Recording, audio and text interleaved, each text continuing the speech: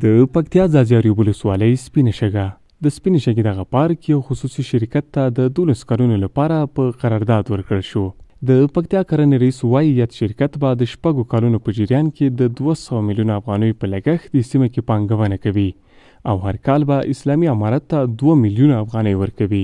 پارک قرارداد له محترم کټوازی ګروپ شرکت سره شوی ده چې په 200 میلیونه افغانۍ به دلته سرمایه گذاري کوي او د 12 کلونو لپاره د دوی سره قرارداد شوی ده او د هر کال به د اسلامي امارت عواید بخش کې 10 لکه افغانۍ یعنی 2 میلیونه افغانۍ د عواید ته جمع کوي.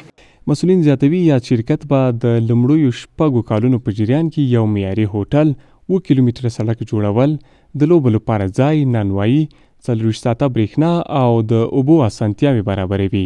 ولایتي چارواکي د یاد شرکت مسؤلینو ته د همکارۍ ډاډ ورکوي او غوښتنه کوي چې په لوړ معیار اسانتیاوې برابرې کړي. والي صاحب سل په سل کې د ډاډ اطمینان دغه خلکو ته ورکوي چې تاسو شاته موږ ولاړ یو، تاسو په خپل مشکلات د ولایت سره شریکوي.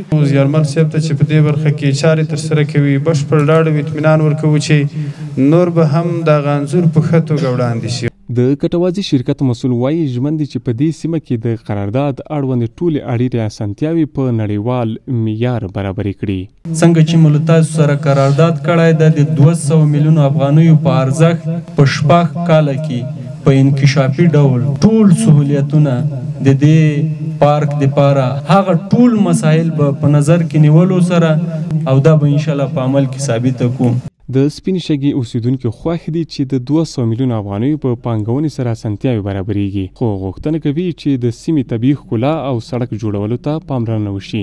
او دغه ګروپ نه مو د غوښتنه د شرکت نه چې دلته د سیلانیانو لپاره اسانتیاوې رامنځته کړي، لکه د اوبو سیستم د برق سیستم د صحي خدماتي. مو د غوښتنه نه کوو چې ډېر په منظم شکل دوی هغه برابر کړي، سړکونه او لارې. سپینه شګه د ځاځي ولسوالۍ هغه طبیعي ښکلا لرونکې سیمه ده چې د هیواد له بیلابیلو ولایتونو په زرګونه سیلانیان د تفریح لپاره ورځي.